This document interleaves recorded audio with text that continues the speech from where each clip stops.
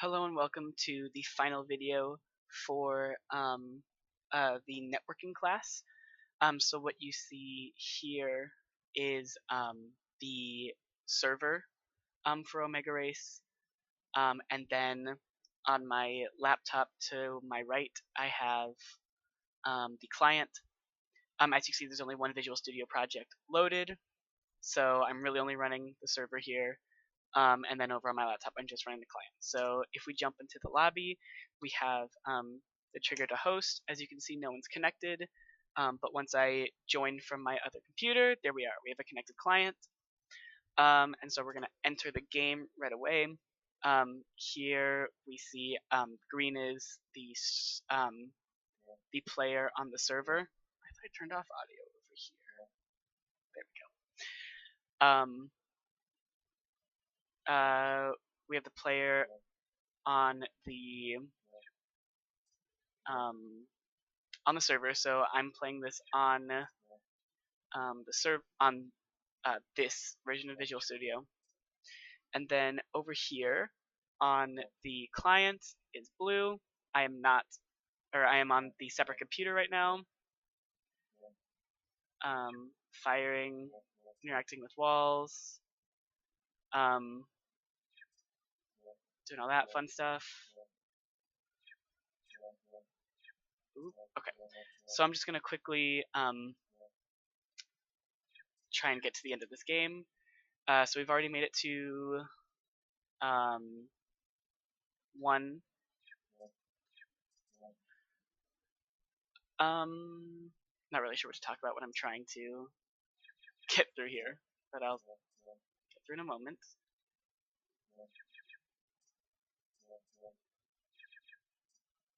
There we go. And one more.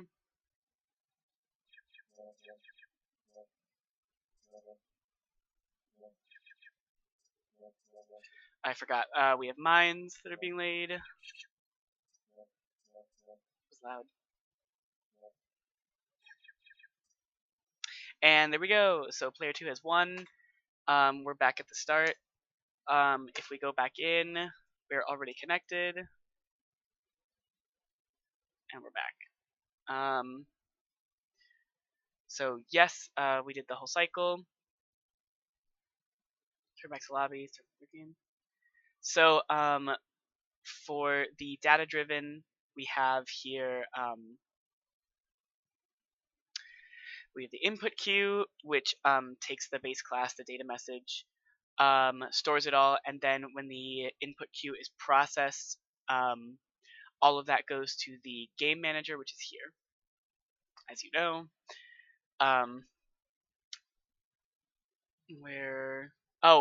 When the input queue is processed, all of that goes to the receive message function, which checks the message type and either keeps it locally. It would be here. It either keeps it locally, which is this, or it sends it to the client, which goes out there and is received by the client in a very similar way. If it stays local, or if it goes to the client, it will end up in the output queue, which operates the same as the input queue. It's another generic queue of data message base types. And when this one is processed, everything goes back to the game manager again, the receive message again, and at that point, they are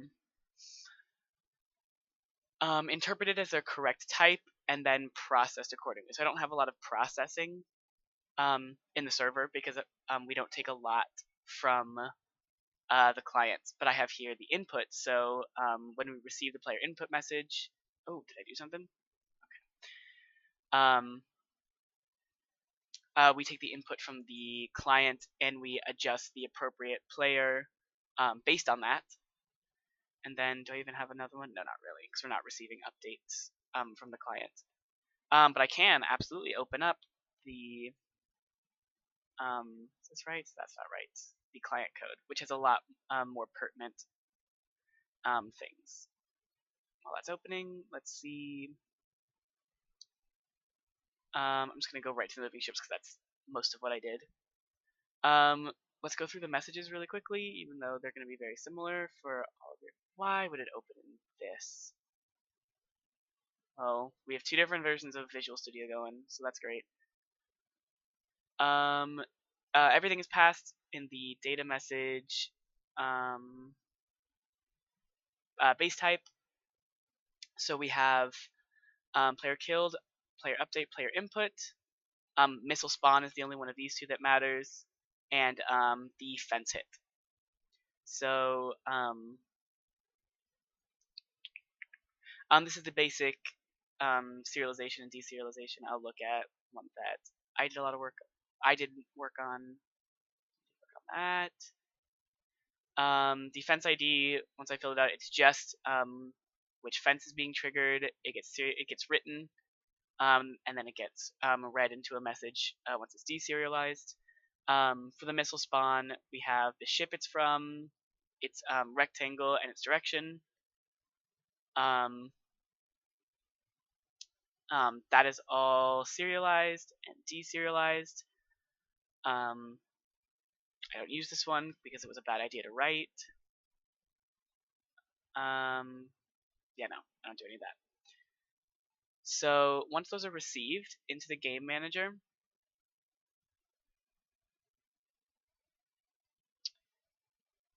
and processed, we get these elaborate process functions. So the process missile spawn, all that it will do on the client is it will find the correct ship and then make a new missile. And then the client is responsible for running the missile and carrying out its life cycle naturally. This missile update was when I wanted to treat the missiles like I did the ships. The way that I update the ships is by simply sending their pixel position and their rotation. So as the game runs, I can run this on an individual machine. All that I'm doing is sending this green ship's position and rotation, and then every update we update its current position and rotation to be to match what it is on the server. I wanted to do missiles like that. I wanted to have a collection of all active missiles, send them their position and rotation, and I had flags for missile creation and missile destruction, and that all turned out to be a literal nightmare. And so I'm just allowing the client to do as much as possible with that. As you can see, it works out well. Again, this is on the server. This is on the server, so it's kind of hard to demonstrate it, but it does happen identically on the other machine. I wonder if I could even run it the other way around. But I'm not here to experiment. I'm just here to record the video.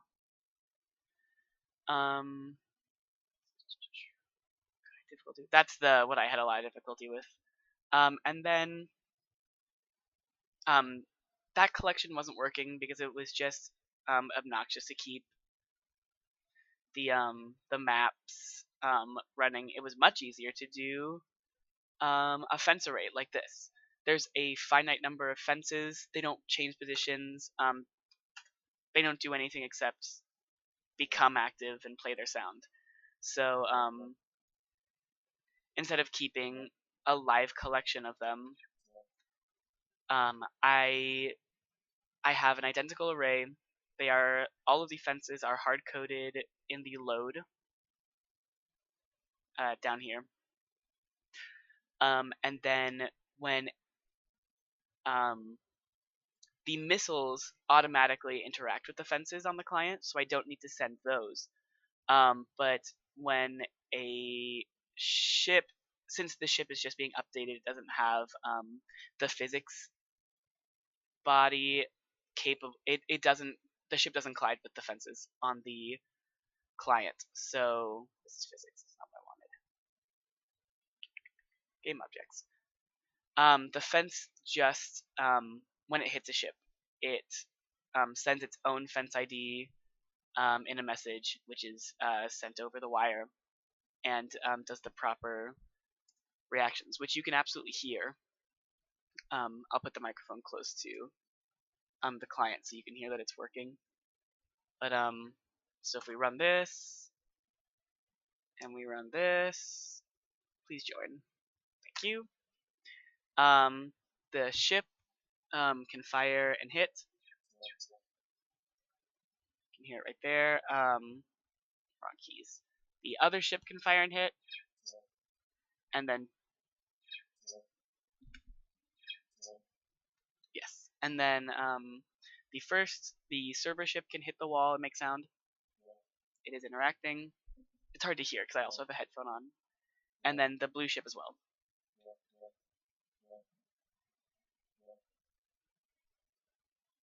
Amazing. Cool. I don't think I am missing anything.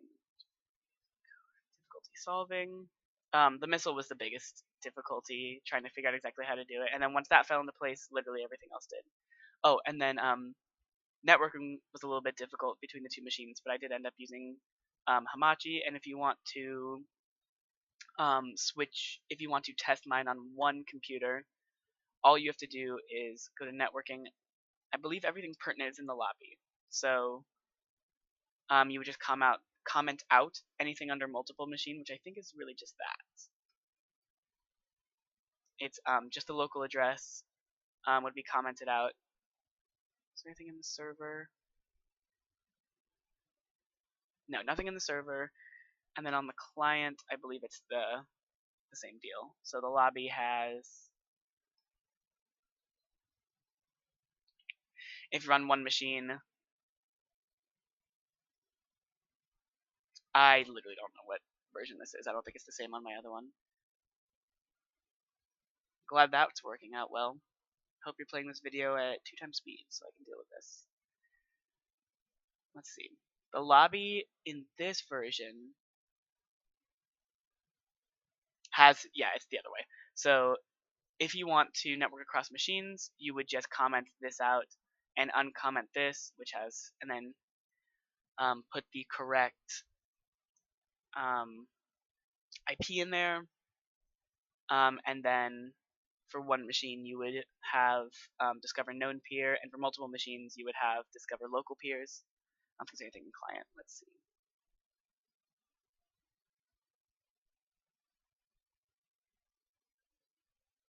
There is in the attempt connection, which you know about. You posted on Piazza.